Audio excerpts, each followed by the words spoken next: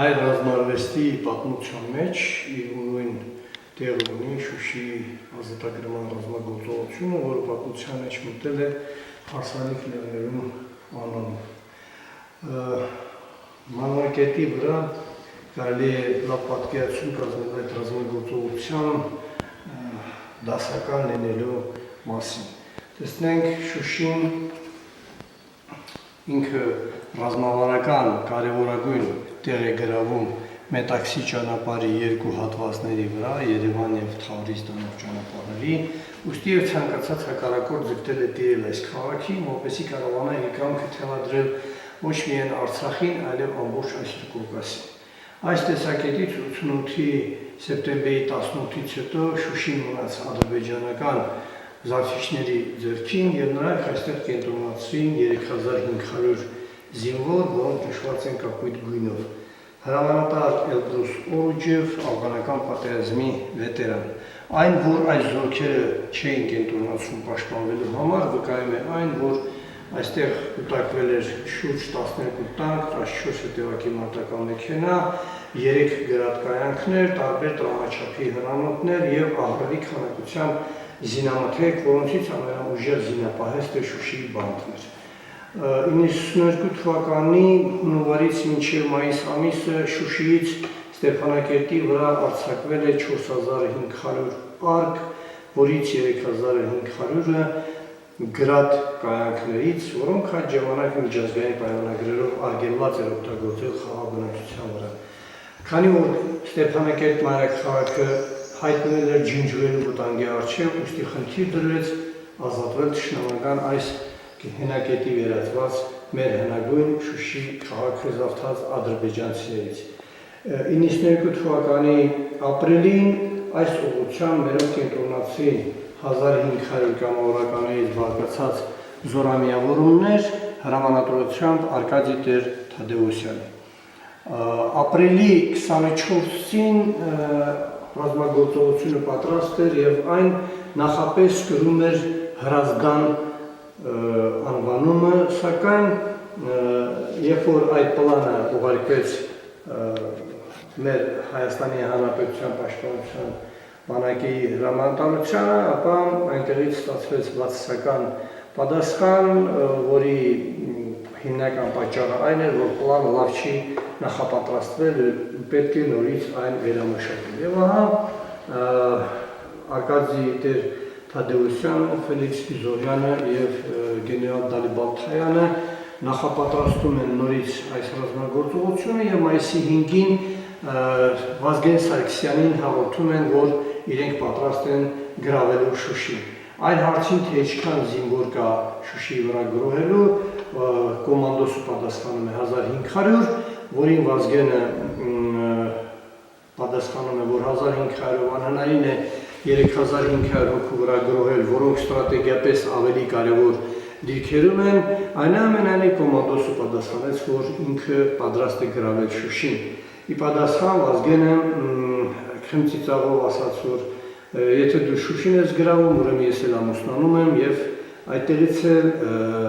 առասպելականորեն պատմության մեջ գնում է հարսանիք լեռներում անվանումը։ Տեսեք, ռազմական օպերացիայի ժամանակ մեր ուժերը բաժանված էին 4 հիմնական ուղղությունների՝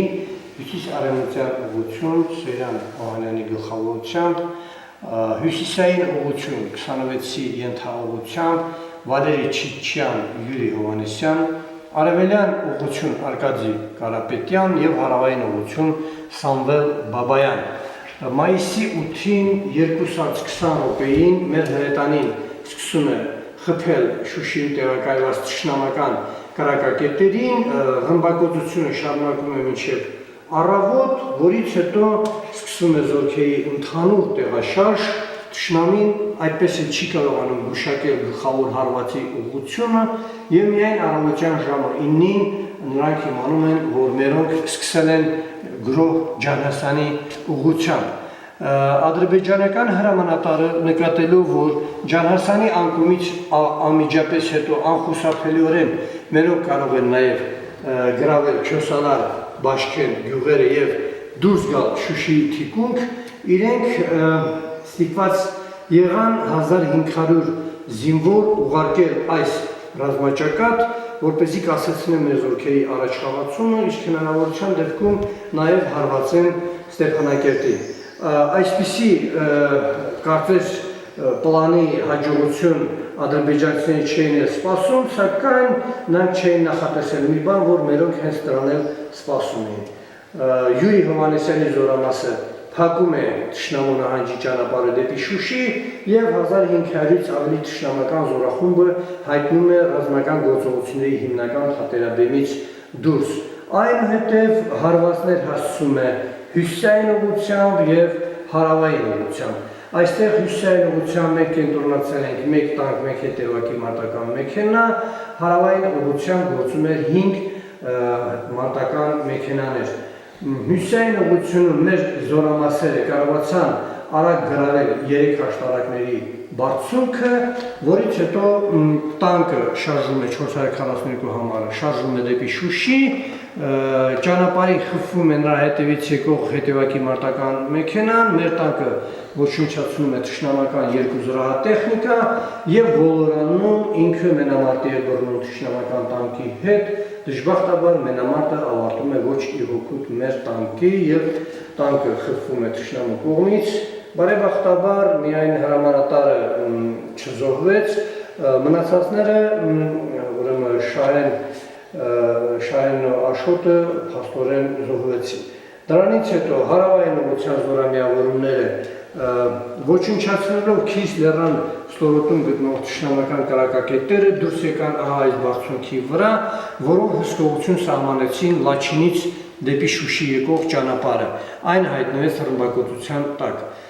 Թշնամին ստիպված էր Շուշիում գտնող իր զորամասը բաժանել 2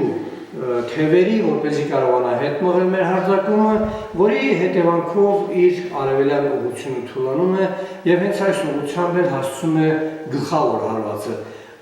350 հոգուց բաղկացած այսպես կոչված աֆղանական զինվորները գրոհում են Շուշի բանտի վրա,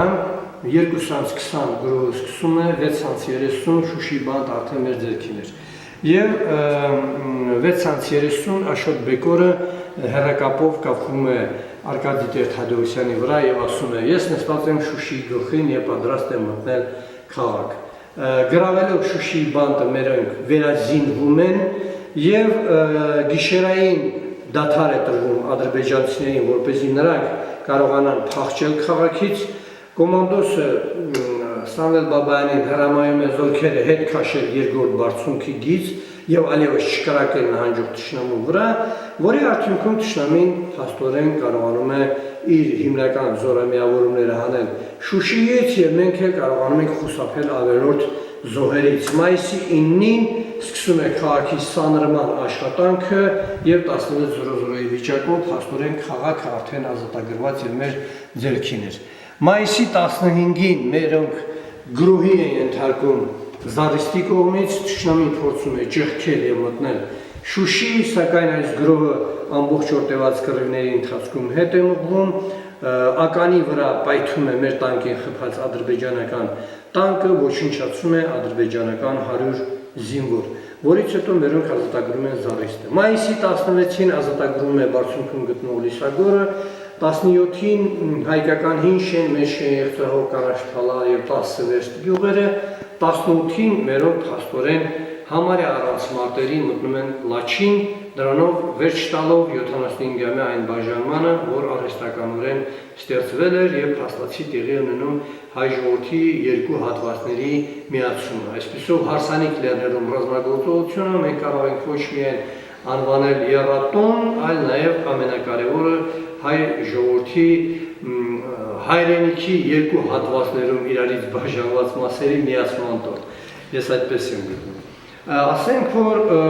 ընդհանուր այս գրոհի ժամանակ մենք կորցրել ենք 59 զոհ, պլանով նախատեսված 1000-ի փոխարեն, ադրբեջանական զոհերի քանակը 150 սպանված, 250 անհայտ կորած եւ 300 հոգի գերի են հանձնվել, որոնց մենք փոխանակել ենք Կոլցո ռազմագործողության ժամանակ գերի ընկած խաղաղ բնակչության հետ։ Ռազմագործողությունը մնում է 20-րդ դարի վերջի անգերազանցելի ռազմագործողություններից մեկը հայ ժողովրդի հպարտությունը, այս ռազմագործողության փաստորեն ջարդվեց ադրբեջանական բանակի